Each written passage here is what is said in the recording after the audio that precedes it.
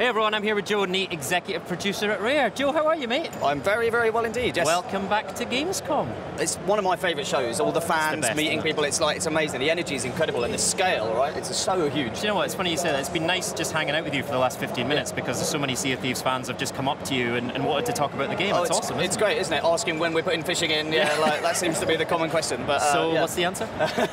Like, we hear the feedback. We hear the feedback. All right, good. So Cursed Sails has been out for about 3-4 weeks now? 3 weeks, yeah. How's the community been responding to that? Really great. Like, introducing skeleton ships into the world like we did with this kind of cool campaign where there are different battles each week and this like side quest you can do as well, like about the kind of background of how these came into the world. Right. We love introducing new content in that way to Sea of Thieves, and so it's been great to kind of see how players have been getting on with this, the creative use of mechanics with the skeleton ships and stuff. So yeah, loads of great feedback and also stuff that we've learned, right? Like people going, you know, we put a lot of different commendations and things you could achieve, like reasons to replay into the game.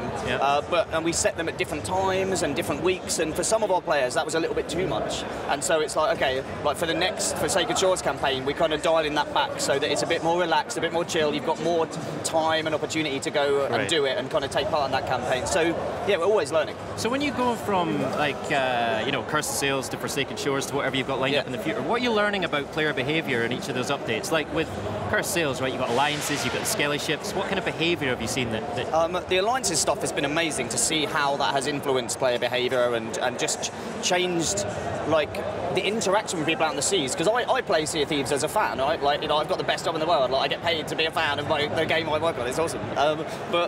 So I was playing at the weekend, and whenever I go in now, I always put the Alliance flag on. So like anybody that sees me sees that shape of the flag, and like so I'm hoping that they're going to not be aggressive towards me. And a lot of the time, you know, you'll see someone will join your alliance or they'll shout to you over the speaking trumpet. So it's really great to be able to signal your intent from distance and just those human interactions and behaviours. It's so unique to what our game is, I think. All right, so Forsaken Shores is literally on the horizon. Yes. What have you got coming up for us soon? So Forsaken Shores, loads of stuff, right? So like I think hopefully we've got some footage that we're going to be showing off around the world, right? And so it's a volcanic world, and it's much more perilous than any other part of the world that we've put in. So you're still going to start in the parts of the world you currently start in, and you have to make a choice to venture to the Devil's Roar, which is the name of this area, right? And the volcanoes, like, sometimes they're going to be kind of dormant, they're not going to be going off, and so, but then you might get a little bit of tremors, a little bit of earthquake that gives you a signal that maybe something's not right on the island. It might lead you to now want to kind of maybe hide in a cave or get off the island and back to your boat and wait and see. It depends kind of what circumstances you're in, what stuff, like how much loot you've got and everything. But then if it does kick off, you've got like geysers which will fly you up into the air. If you're like running across the island, you can get pinged up into the air. You've got rocks raining down. The water gets superheated around the islands too, so it becomes like if you swim through it, you're gonna get cooked alive, right? And so that's why the rowboat is coming in alongside Forsaken Shores, which is you're going to find these in the world emergently, and you can then take it back to your boat and like dock it to your boat and take it with you. But like when that water's superheated, you can use the rowboat to kind of get through it, and you can fill it up with loot. And one of my favourite images actually from there was a video someone put together speculating about what they could do with this, and they just filled it with snakes and explosive barrels like the rowboat, and like you can just imagine just push that off sailing to another ship and like good luck. But I'm really looking forward to that creativity that players do with this. And so one other thing that's really cool that we're bringing in with the Forsaken Shores is a new quest for the merchants called cargo runs. So this is where you can take a cargo run on, you'll kind of get an ask from an NPC that will go, hey, I want you to deliver this stuff to this place in the world. And so there's like bottles of rum, which are a bit delicate, so if you're jumping around them, they're going to get damaged, lower in value, so you've got to keep them, kind of safe, protect so don't get into a battle, right? You know, very important thing. Like cloth, expensive cloth, which you can't really get wet. If you get it wet, it reduces in value, so again, don't leave it on the top of the boat in a storm, but don't put it on the bottom, because if the water starts filling up.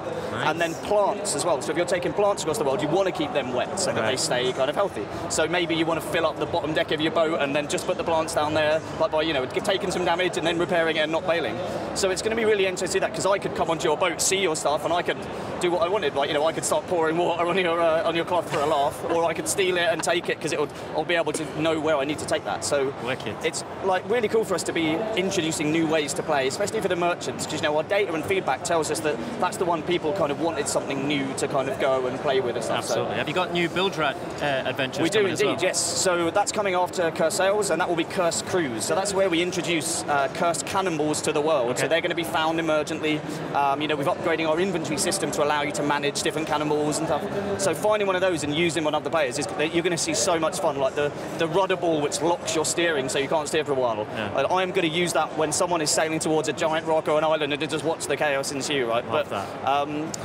So we're bringing those in, and all the commendations will be around it. But because a lot of them are going to be around combat and using cursed cannonballs, we're also bringing in the Reaper's Mark, which is a flag you can fly. Okay. And it will then put your ship on the map for everyone else in your world to see. Yeah. So it's kind of like, bring it. Right, Come on.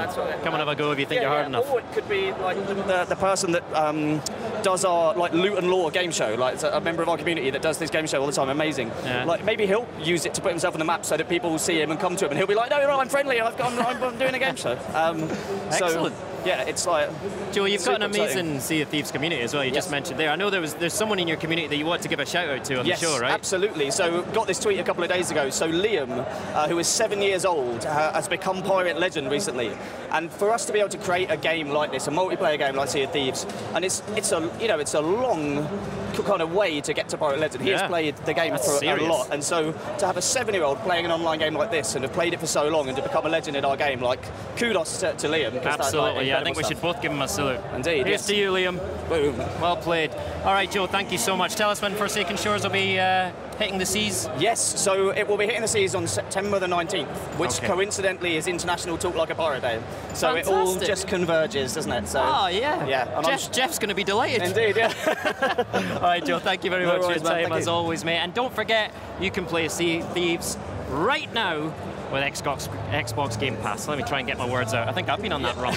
Right, it's going to be tough waiting for Forsaken Shores. It looks absolutely brilliant. Thanks, Joe.